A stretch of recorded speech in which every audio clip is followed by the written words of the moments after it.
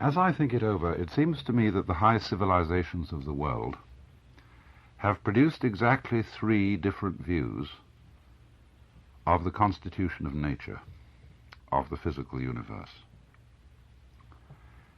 And to enumerate them, I would call them respectively nature as a construct, nature as a drama, and nature as an organism. The first view, nature as a construct, has until very recently been characteristic of the Western world. The view of nature as a drama has been largely characteristic of India, and finally of nature as an organism has been characteristic of the Far East. I'd like to compare these three views and point out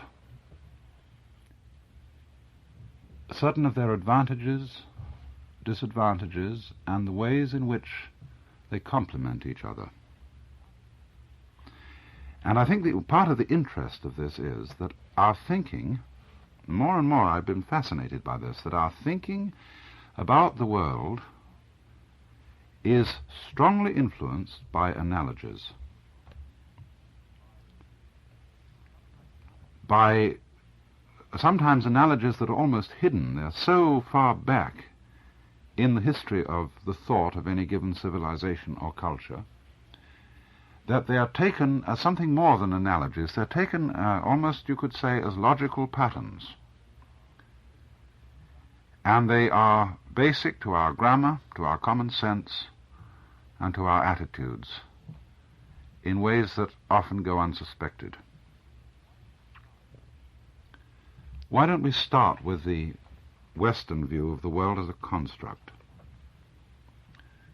By this I mean the physical world has historically in the West been looked upon as a created or manufactured article. The work of a creator external to the world. And this view has continued in many ways even after the rise of deism in the 18th century and the general tendency of the scientists to dispense with the hypothesis of the creator. The idea still remains that the world is a construct, analogous to a machine, and indeed obeying laws or plans in the same way as a machine obeys a blueprint, even though the lawgiver and the planner himself seems to have disappeared.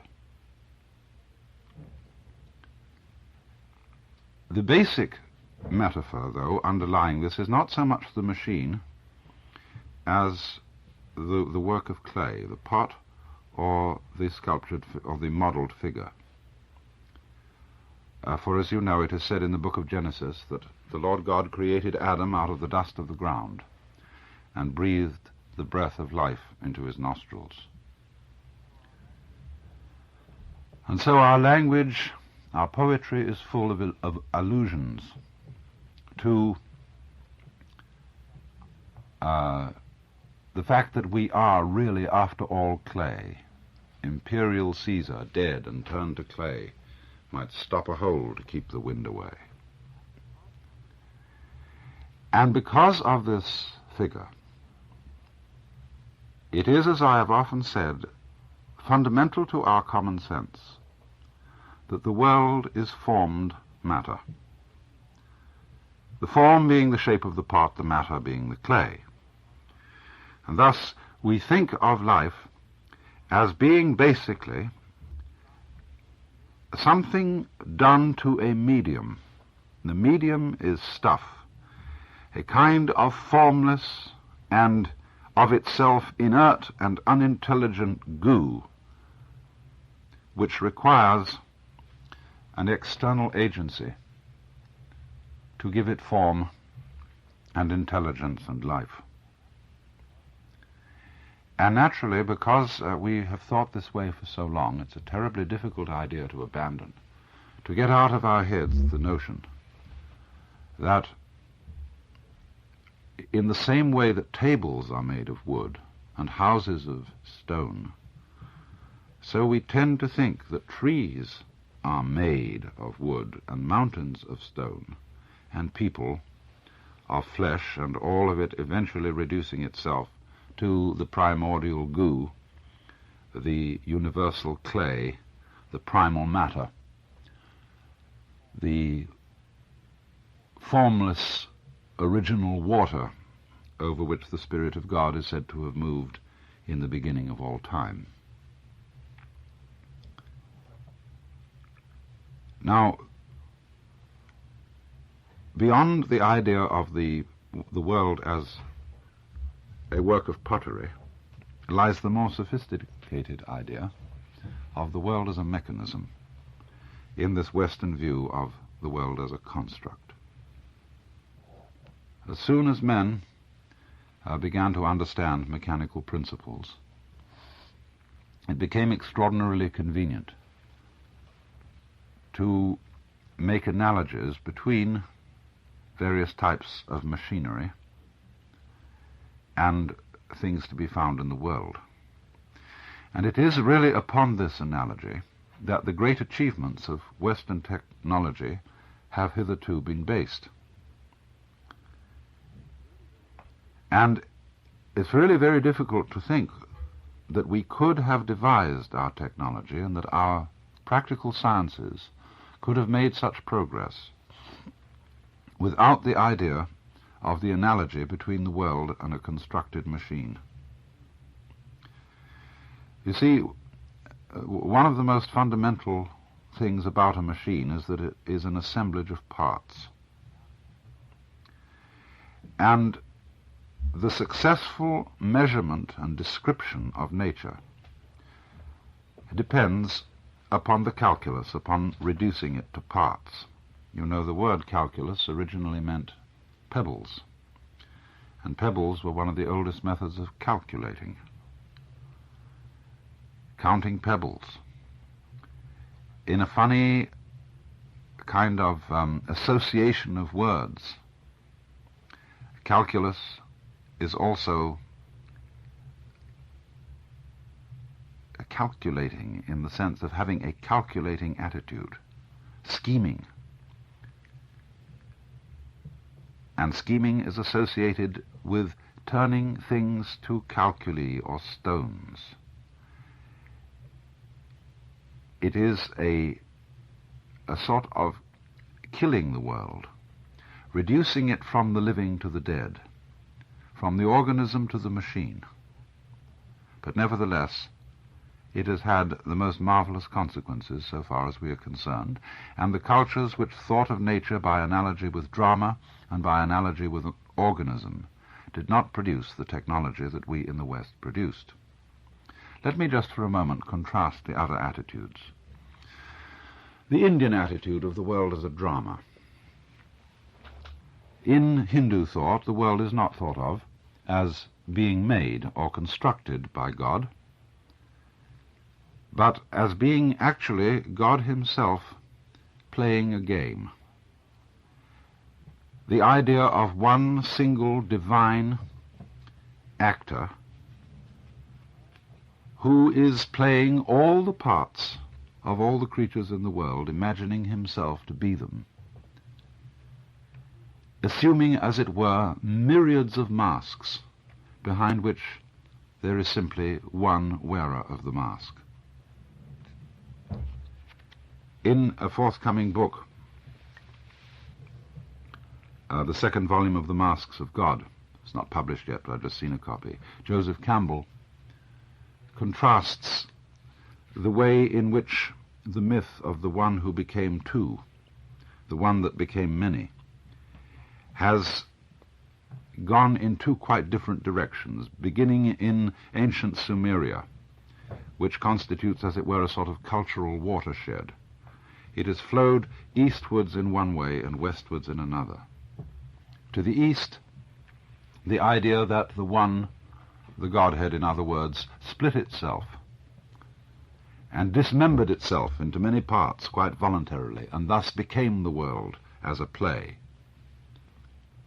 To the west, the theme of the one who became many is different, because, as he points out in the book of Genesis, it is not the divine who becomes male and female. It is the creature. In the Upanishads, say the Brihadaranyaka Upanishad, the divine self is described as saying in the beginning of time, "Let me become two," and he splits into male and female and thus generates the world. But in the book of Genesis, it is not the Godhead who splits. It is man, the creature, who is split into Adam and then into Eve. But thus in the Eastern world we have the dramatic view, in India in particular. And although it's interesting to note that in the writings of the great philosopher Shankara and others, you very often encounter the analogy of the potter, or of pots as representing the world, the roles are reversed. The clay is used as the symbol for the divine reality. Just as pots are all made of clay, or as jewels are all made of gold, so all things in the world are of one divine substance, which is of the nature of the Godhead, or Brahman. It's interesting, the different use of the simile. And so, from the standpoint of the dramatic view of the universe, all the divisions and distinctions of the world are looked upon as being a kind of as if. They are in play. They are not quite serious. And this contrasts very sharply with what has been the characteristic Western view, that the distinctions in the world are the most important things about it, that they are deeply serious. The distinction for good and evil is an eternal distinction, as is the distinction between the creator and the creature. The world in this view is not a drama. It is played not by actors, but by what we call real individuals, even real persons, although funnily enough, as I suppose you know, the word person is originally persona, the megaphone mask worn by actors in classical Greek drama. Then thirdly, there is the organic view, characteristic of China.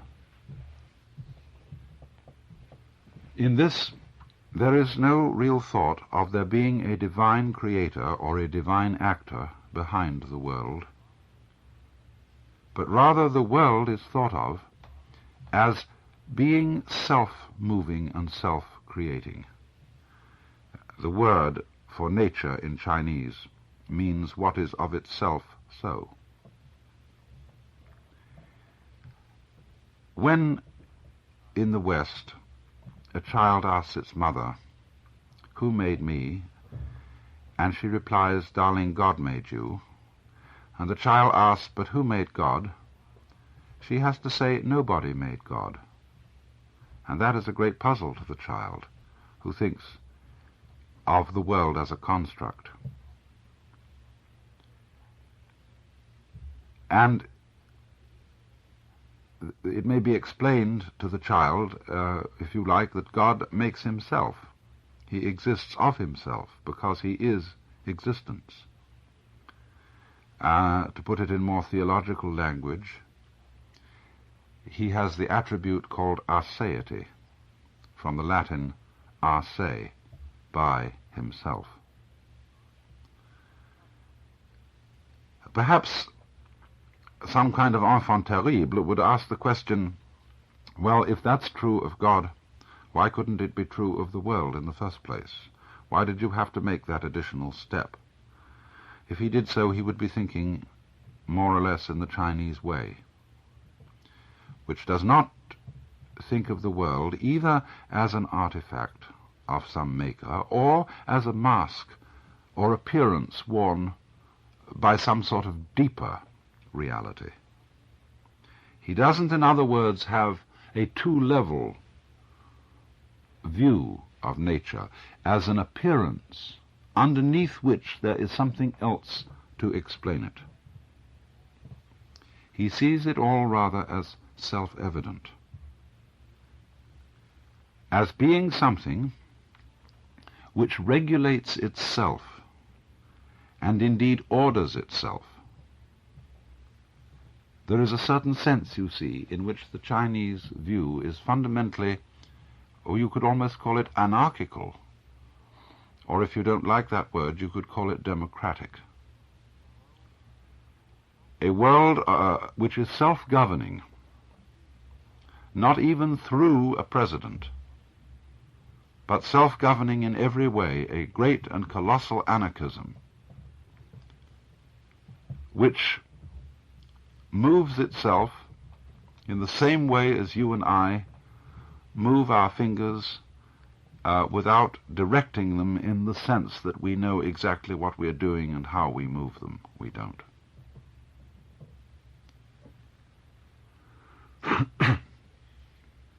Now, I've said that the Western view is probably what made it possible for us to develop our highly advanced technology. By thinking about the world as a construct, we could think about the laws or principles or plans or regularities upon which it was based. We could think, for example, of the calculus, of number, as the basic characteristic of the law upon which nature is based. By doing that, we caught on to the idea of thinking of all things as reducible to atoms, to parts, to bits. And then by thinking of bits, we found that we could measure the world very accurately, describe its regularities very accurately. And that gave us an astonishing degree of control over it. But this is a point of view which is successful to a certain degree. It goes well up to a certain level, after which it begins to develop complications. For one thing, you could say it has complications which are psychological on the one hand and practical and technical on another.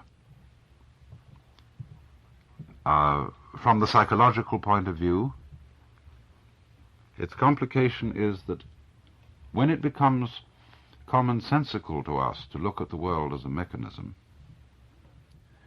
we begin as humans, as people capable of feeling and love, to feel the external world rather alien to us. Yes, it's a machine. It's a great, big, automatic, mechanical arrangement, which in essence is simply stupid energy. We thereupon feel that it has nothing in common with ourselves, and perhaps even though we try to give the same sort of account of ourselves and try to reduce our brains and emotions to some kind of neurological computer mechanism, that makes us, in a way, hate ourselves. For as soon as we start thinking of ourselves as automata, we begin ethically and psychologically treating ourselves as automata. We lose respect for ourselves. And thereupon feel that what is central to us, the feeling center, the person, is trapped in a cosmos that is a mechanical nightmare, foreign and strange. We can see ourselves as a kind of ghastly accident.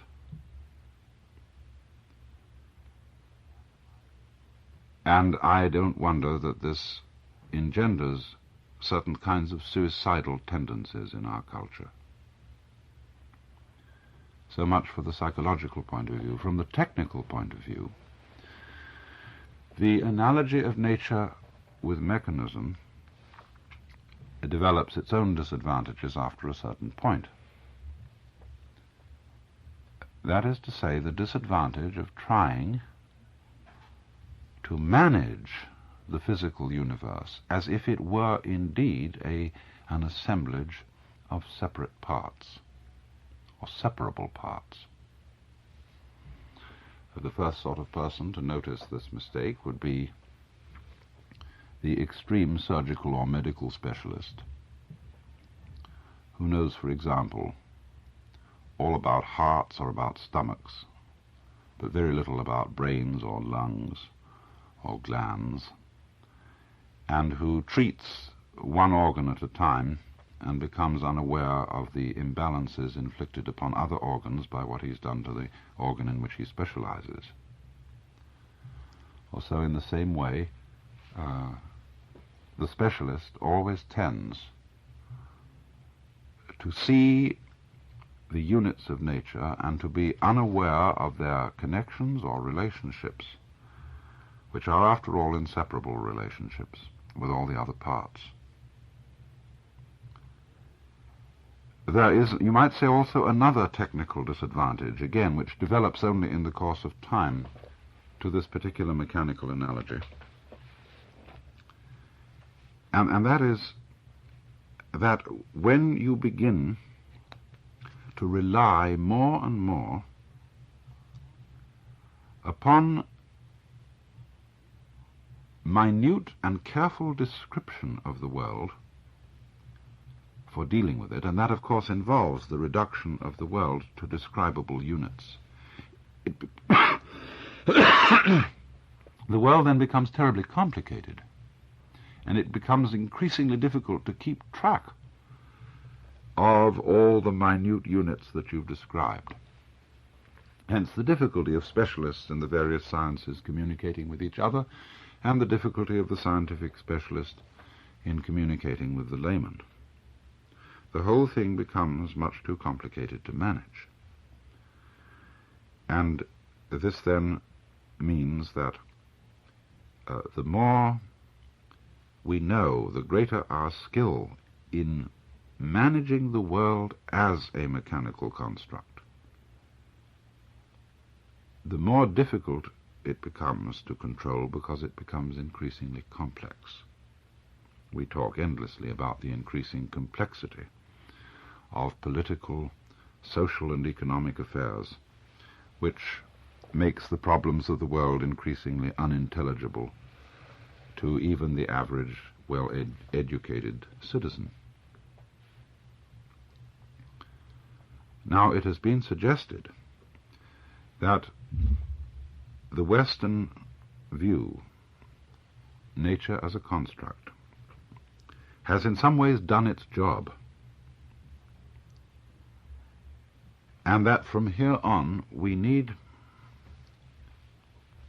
to explore to a greater degree other views, perhaps the organic view of the Chinese, wherein